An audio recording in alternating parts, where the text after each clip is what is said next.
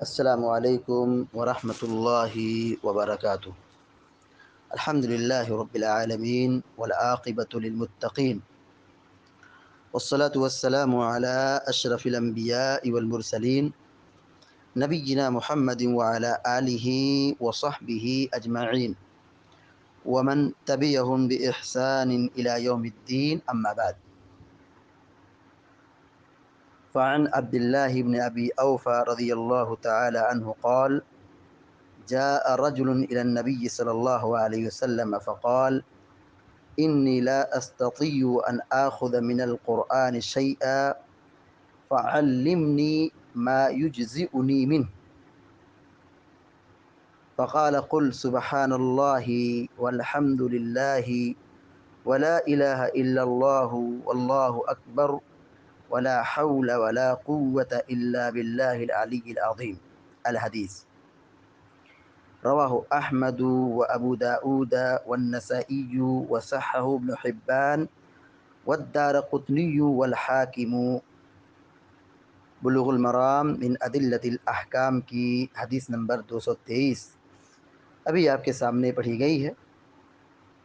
حدیث کے راوی عبداللہ بن ابی اوفیٰ رضی اللہ تعالیٰ عنہ ہے۔ عبداللہ بن ابی اوفیٰ رضی اللہ تعالیٰ عنہ صحابی رسول ہیں، اور ان کے ابو اوفیٰ یہ بھی صحابی ہیں۔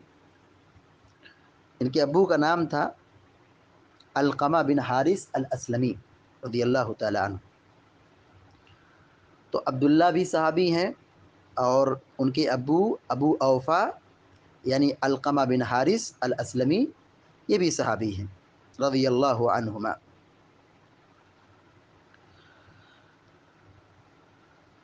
صلح حدیبیہ اور جنگ خیبر میں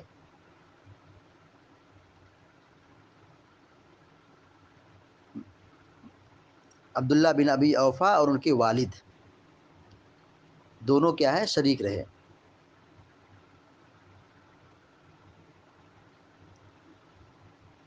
نبی کریم صلی اللہ علیہ وسلم کی وفات کے بعد یہ مدینہ سے کوفہ کی طرف چلے گئے اور کوفہ ہی میں بسے رہے۔ سن 87 ہجری میں عبداللہ رضی اللہ تعالیٰ عنہ کا انتقال ہوا، اور بڑھاپے کی وجہ سے ان کی بینائی جاتی رہی۔ کوفہ میں وفات پانے والے صحابہ اکرام میں سب سے آخر میں عبداللہ بن ابی اوفیٰ رضی اللہ تعالیٰ عنہ وفات پائے۔ صحیح بخاری میں ان کی ایک روایت موجود ہے۔ کہتے ہیں کہ غزونا مع النبی صلی اللہ علیہ وسلم 7 غزوات او 6 كنا نأكل معه الجراد۔ عبداللہ بن ابی اوفیٰ رضی اللہ عنہ کہتے ہیں کہ ہم لوگ اللہ کے نبی علیہ الصلوۃ والسلام کے ساتھ 7 جنگوں میں یا 6 جنگوں میں رہے، اور ہم آپ کے ساتھ ٹڈی کھاتے تھے۔ ٹڈی ایک پتنگا ہے جو اڑتا ہے، اور اس کا کھانا حلال ہے۔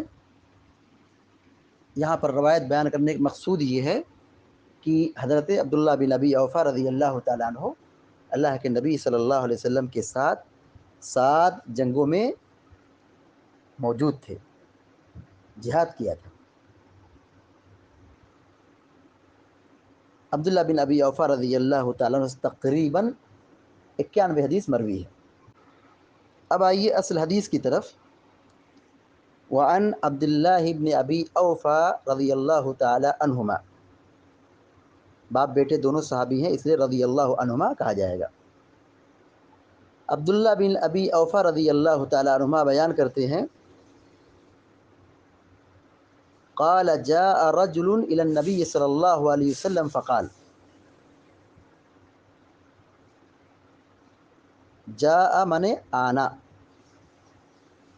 رجل منے آدمی، جاء رجل ایک آدمی آیا، جاء رجل ایک آدمی آیا۔ الی النبی صلی اللہ علیہ وسلم، اللہ کے نبی صلی اللہ علیہ وسلم کی طرف، یعنی اللہ کے نبی صلی اللہ علیہ وسلم کے پاس. جاء رجل الی النبی صلی اللہ علیہ وسلم، ایک آدمی اللہ کے نبی علیہ الصلوۃ والسلام کے پاس آیا. فقال انی لا استطیع ان آخذ من القرآن. فقالت، انہوں نے کہا، انی لا استطیع، انی مانے بے شک میں، لا مانے نہیں، لا استطیع میں طاقت نہیں رکھتا، لا استطیع میں استطاعت نہیں رکھتا، طاقت نہیں رکھتا، ان آخذ من القرآن، ان آخذ من القرآن، اخذ یاخذ مانے ہوتا ہے لینا، ان آخذ یہ کہ میں لوں، من القرآن قرآن میں سے. کیا مطلب ہے؟ یعنی قرآن یاد رکھنا، بنا دیکھے قرآن پڑھنا، جب یاد رہے گا تبھی پڑھیں گے. تو صحابی یہی کہہ رہے ہیں کہ میں قرآن یاد رکھنے کی طاقت نہیں رکھتا ہوں، قرآن یاد کرنے کی طاقت نہیں رکھتا. قرآن یاد کرنے کا ایک عمر ہوتی ہے، اور عام طور پہ بڑھاپے میں یادداشت کمزور ہو جاتی ہے، جو یاد رہتا ہے وہ چیزیں بھول جاتی ہے، تو نئی چیزیں کہاں سے یاد کریں گے. اکثر یہی دیکھا گیا ہے کہ عمر کی وجہ سے، بڑھاپے کی وجہ سے جو یادداشت رہتی ہے وہ کمزور ہو جاتی ہے، تو نئی چیزیں کہاں سے یاد کریں گے. تو وہ صحابی آئے، انہوں نے کہا، انی لا استطیع ان آخذ من القرآن شیئا، کہ میں قرآن میں سے کچھ یاد رکھنے کی طاقت نہیں رکھتا ہوں، قرآن نہیں یاد کر سکتا ہوں. نماز پڑھنا ہے، اور نماز میں قرآن کی تلاوت بھی ہے، سورہ فاتحہ بھی ہے، تو بھلا بتائیے میں کیسے نماز پڑھوں. فعلمنی ما یجزئنی، وہ صحابی پوچھ رہے ہیں، فعلمنی، آپ مجھے سکھائیے. کیا طلب کر رہے ہیں؟ کہ آپ مجھے سکھائیے، بتائیے. ما یجزئنی من، اجزاء یجزئ اجزاء، باب افعال سے کافی ہونا. فعلمنی ما یجزئنی منہ، آپ مجھے کوئی ایسی چیز سکھا دیجئے جو میرے لیے کافی ہو. منہ اس کی جگہ، یعنی قرآن کی جگہ، یعنی قرآن میں یاد نہیں رکھ سکتا ہوں، چونکہ عمر ہو چکی ہے، تو اب میں کیا کروں؟ اب بتائیے، اور مجھے سکھائیے، وہ چیز سکھائیے جو میرے لیے کافی ہو جائے، نماز پڑھنے کے لیے کیا ہو؟ کافی ہو جائے.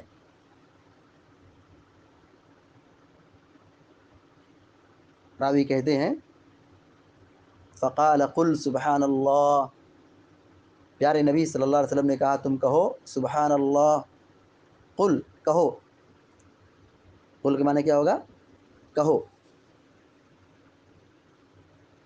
سبحان اللہ، قرآن یاد نہیں ہوتا ہے، سورہ فاتحہ یاد نہیں ہے، تو کیا پڑھو اس کی جگہ پہ؟ سبحان اللہ کہو. والحمد للہ، یہ آسان کلمات ہیں، اس کا یاد کرنا آسان ہے. تو اپنی نماز میں قرآن پڑھنے کی جگہ پہ کیا کرو؟ یہ کہو، سبحان اللہ، والحمد للہ، ولا الہ الا اللہ، واللہ اکبر، ولا حول ولا قوة الا باللہ العظیم. یہاں پہ 5 کلمات ہیں، یہاں پہ 5 اذکار ہیں، 5 کلمات ہیں جو انتہائی آسان ہیں، یعنی ان کا یاد کرنا آسان ہے، اور زبان سے ادا کرنا بھی آسان ہے. سبحان اللہ، والحمد للہ، ولا الہ الا اللہ، واللہ اکبر، ولا حول ولا قوة إلا بالله العظيم ولا حول ولا قوة إلا بالله العلی العظیم العلی العظیم. تو سورہ فاتحہ کی جگہ پر اور قرآن کی تلاوت کی جگہ پر ان آسان اذکار کی پابندی کرو، یہ آپ نے سکھایا. الحدیث،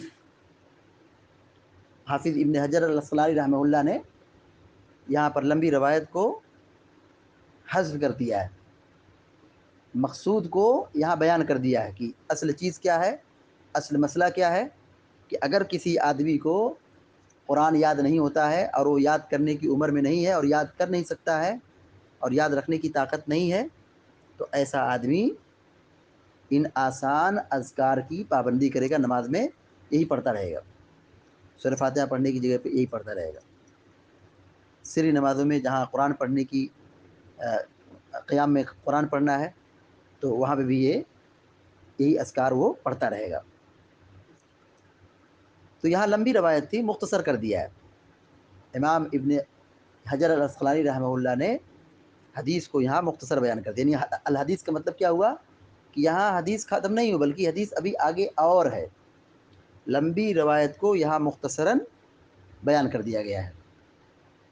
رواہ احمد و ابو داؤد والنسائی وصححہ ابن حبان والدارقطنی والحاکم.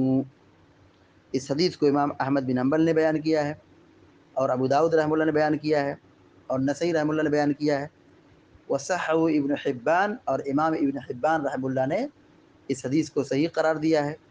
والدارقطنی والحاکم، اور امام دارقطنی نے اور امام حاکم رحمہ اللہ نے بھی اس حدیث کو صحیح قرار دیا ہے. حدیث صحیح ہے. یہاں ایک واقعہ بیان کیا گیا ہے کہ ایک آدمی آئے اور ان کو قرآن یاد نہیں ہو سکتا ہے، تو آپ صلی اللہ علیہ وسلم نے انہیں ان کلمات کی نشاندہی فرمائی کہ ان کلمات کو پڑھو. کون سے کلمات؟ سبحان اللہ والحمد للہ ولا الہ الا اللہ واللہ اکبر ولا حول ولا قوة الا باللہ العلی العظیم العلی العظیم. حدیث کا ترجمہ فض دیکھیے. وعن عبد اللہ بن ابی اوفا رضی اللہ عنہما قال، حضرت عبداللہ بن ابی اوفا رضی اللہ تعالی عنہما روایت بیان کرتے ہیں، جاء رجل الى النبی صلی اللہ علیہ وسلم، کہ ایک آدمی نبی کریم صلی اللہ علیہ وسلم کے پاس آئے. فقال انی لا استطیع ان آخذ من القرآن شیئا، اور انہوں نے کہا کہ میں قرآن میں سے کچھ بھی یاد کرنے کی طاقت نہیں رکھتا ہوں، یعنی میں قرآن نہیں یاد کر سکتا ہوں. فعلمنی ما یجزئنی منہ،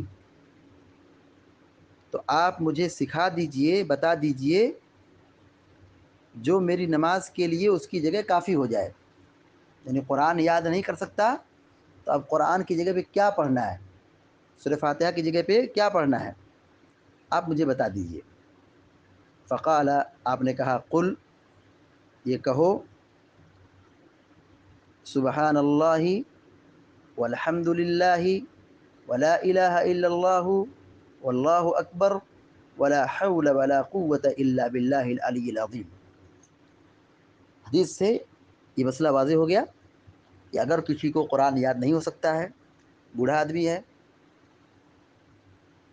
تو وہ سورہ فاتحہ کی جگہ پہ یا قرآن جو پڑھنے کی جگہ ہے قیام، اس میں انہی کلمات کو بار بار پڑھتا رہے گا.